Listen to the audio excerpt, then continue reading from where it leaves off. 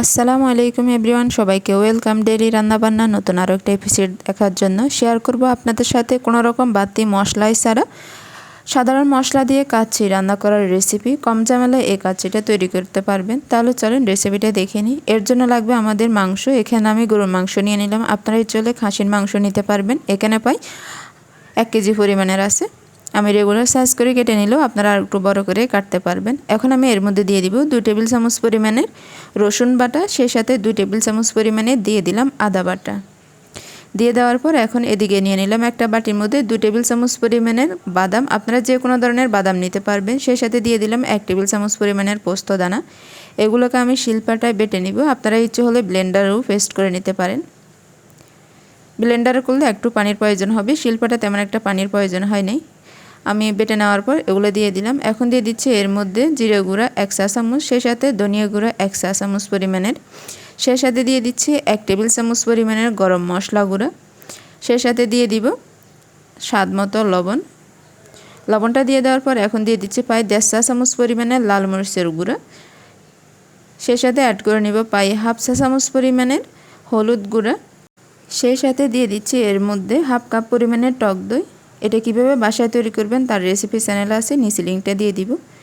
1/2 cup পরিমাণের পেঁয়াজের বেরেস্তা দিয়ে দিলাম, আর দিয়ে দিচ্ছি 1/2 চা চামচ পরিমাণের কালো গোলমরিচের গুঁড়া, আর 1/2 চা চামচ পরিমাণের কাবাব চিনি, 1 চা চামচ পরিমাণের শাহি জিরা, আর 1/2 কাপ পরিমাণের তেল। তেলটা দিয়ে দেওয়ার পর সব কিছুকে খুব ভালো করে মাখায় নিব। উল্টিয়ে পাল্টিয়ে সব কিছুকে মাখা নেবেন যাতে মাংসের মধ্যে মশলাগুলো খুব ভালো করে মিশে আর কি। এই কাজটা অবশ্যই হাত দিয়ে করতে হবে। খুব ভালো করে মাখা নিয়ে নেওয়ার পর এখন দিয়ে দিচ্ছি 1 টেবিল চামচ পরিমাণের কেওড়া জল। দিয়ে দেওয়ার পর আবারও খুব ভালো করে মিশিয়ে নিচ্ছি। এই কেওড়া জলটা যে কোনো ধরনের বড় মুদির দোকান অথবা সুপার শপগুলোতে ইজিলি পেয়ে যাবেন। কেওড়া জল দিয়ে মেখে নেওয়ার পর এখন ঢাকনা দিয়ে ডেকে এটাকে আমি ম্যারিনেট করে নেব 1 ঘন্টার জন্য। ইচ্ছে হলে নর্মাল ফ্রিজে সারা রাত রেখে এর পরের দিনেও এটা রান্না করতে পারবেন। এদিকে নিয়ে নিলাম আমি পোলাও চাউল, এখানে প্রায় 3 কাপ পরিমাণের আছে। আপনারা ইচ্ছে হলে বাসমতি চাউলটাও নিতে পারবেন। পোলাও চাউলটাকে এখন আমি খুব ভালো করে ধুয়ে নিব। ধুয়ে নিয়ে নেওয়ার পর পরিমাণ মতো পানি দিয়ে এটাকে আমি ভিজিয়ে রাখবো 20 মিনিটের জন্য। আর এদিকে নিয়ে নিলাম আমি মাঝারি আকারের 3টা আলুগুলোকে বড় বড় আকারের পিস করে কেটে নিলাম। দিয়ে দিচ্ছি সামান্য পরিমাণের লবণ, সেই সাথে সামান্য পরিমাণের হলুদ। আপনারা ইচ্ছে হলে এখানে ফুড কালারও ব্যবহার করতে পারেন, তবে আমি ফুড কালারটা দিই নাই, তাই হলুদ গুঁড়া দিলাম।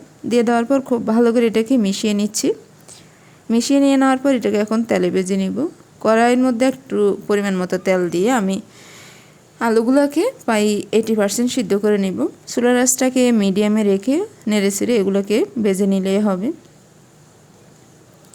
যদি এটা ভেজে তারপর রান্না করেন তাহলে কিন্তু খেতে খুবই ভালো লাগবে, তাই প্রথমে এটাকে তেলের মধ্যে ভেজে নেবেন। যখন এটা প্রায় 70 থেকে 80% সিদ্ধ হয়ে যাবে তখন এটাকে নামিয়ে নিলাম, আর এটাকেও এক সাইডে রেখে দিলাম। অন্যদিকে যে চাউলটা ভিজিয়ে রাখছিলাম তা নিয়ে নিলাম। এখন এটাকে একটা ছাঁকনির মধ্যে নিয়ে পানিটা ঝরিয়ে নিব। এভাবে রেখে দিব পানিটা সম্পূর্ণ ঝরে যাওয়া পর্যন্ত। অন্যদিকে চুলায় একটা পাতিল বসিয়ে এর মধ্যে পরিমাণ মতো পানি দিয়ে দিলাম।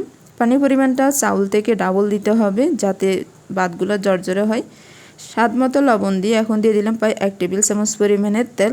ঢাকনা দিয়ে পানিটা বলক আসা পর্যন্ত অপেক্ষা করলাম।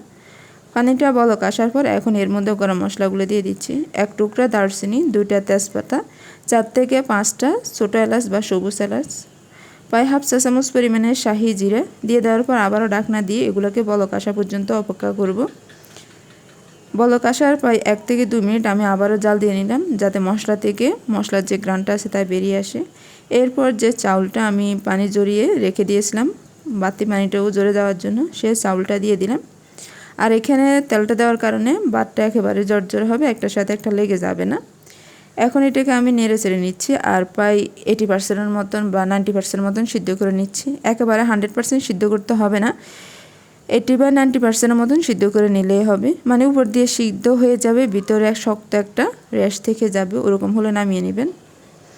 এক পর্যায়ে এসে চাউলগুলো যখন দেখবেন অনেকটা সিদ্ধ হয়ে গেছে তখন একটা নিয়ে চেক করে নেবেন। যখন উপরটা গলে যাবে আর ভিতরে শক্ত একটা আবরণ থেকে যাবে তখন এটাকে নামিয়ে নেবেন। বাকি রান্নাটা কিন্তু আমাদের বাকি রান্না করার সময় হয়ে যাবে। আমি চাউলগুলোকে নামিয়ে পানিটা জড়িয়ে নিচ্ছি। আর এদিকে একটা পাতিল নিয়ে নিলাম, যে মাংসটা ম্যারিনেট করার জন্য রেখে দিয়েছিলাম তা পাতিলের মধ্যে নিয়ে নিচ্ছি।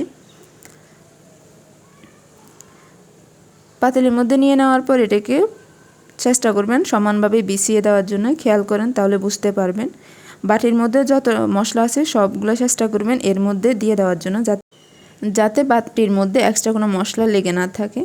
এখন আমি এর মধ্যে যে ভাতটা রান্না করে রাখছিলাম মানে রাইসটা, তার থেকে অর্ধেকটা নিয়ে বিপের উপরে এভাবে ছড়িয়ে বিছিয়ে দিব। সমানভাবে চেষ্টা করবেন দেওয়ার জন্য, এতে কিন্তু রান্নাটা ঠিকঠাকভাবে হবে। আমি প্রথমে অর্ধেকটা দিয়ে দিব।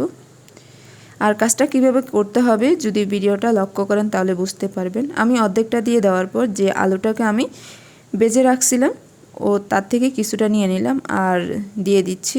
খেয়াল করেন কিভাবে কাজটা করতেছি। তাও সম্পূর্ণ আলুটা দিই নাই, অর্ধেকটা দিয়ে দিলাম পাই। এখন দিয়ে দিচ্ছি আলু বোখরাটা।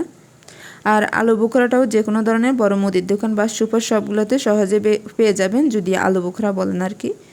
এখন দিয়ে দিচ্ছি কিশমিশ, এটা প্রায় 1 থেকে 1.5 টেবিল চামচ পরিমাণের হবে। এখন দিয়ে দিচ্ছি পেঁয়াজের বেরেস্তা।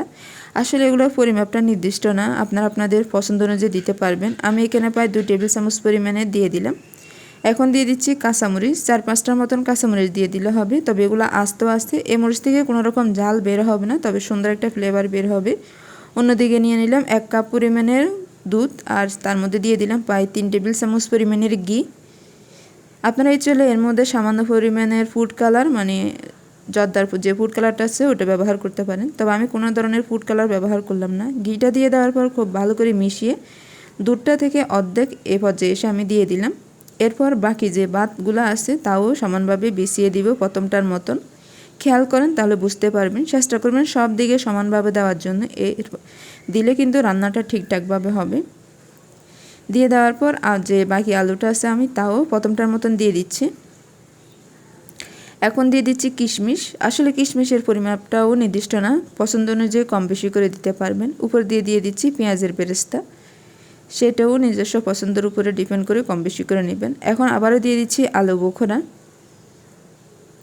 আলু বোখরাটা দিয়ে দেওয়ার পর এখন আমি এর মধ্যে দিয়ে দিচ্ছি কাঁচামরিচ। প্রথমে বলছিলাম এই কাঁচামরিচটা কিন্তু কোনো রকম ঝাল আনবে না, শুধুমাত্র ফ্লেভারটা আনবে। এখন যে বাকি দুধটা আছে গিয়ে মিশ্রণকৃত ওটাও দিয়ে দিলাম। সম্পূর্ণটা দিয়ে দেওয়ার পর ঢাকনা দিয়ে দিলাম আর 4 পাশ দিয়ে আমি ঢাকনাটা বন্ধ করে দিচ্ছি। যেহেতু আমাদের রান্নাটা দমে হবে তাই অবশ্যই কাজটা করতে হবে। এখানে আমি কিছুটা আটা আর পানির মধ্যে মিশিয়ে এরপর একটা খামি তৈরি করে চারপাশে এভাবে দিয়ে দিলাম যাতে ভিতর থেকে ভাপটা না বেরিয়ে আসে। আর ওদিকে যে ঢাকনার মধ্যে একটা ছিদ্র আছে তা লবঙ্গ দিয়ে বন্ধ করে দিলাম। এখন এটাকে চুলায় বসিয়ে দিব।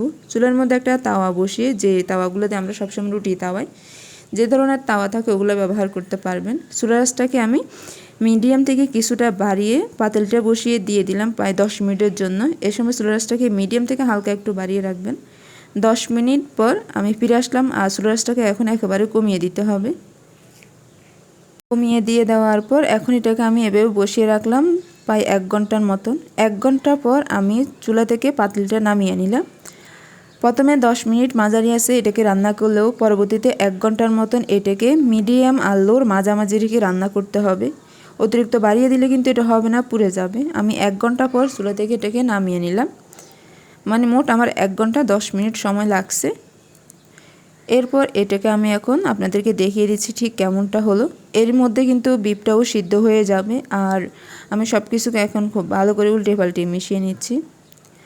চেষ্টা করলাম একেবারে সহজভাবে রেসিপিটা দেখানোর জন্য। ভালো লেগে থাকলে শেয়ার করবেন। সবাইকে এতক্ষণ ধরে রেসিপিটা দেখার জন্য ধন্যবাদ। আল্লাহ হাফেজ।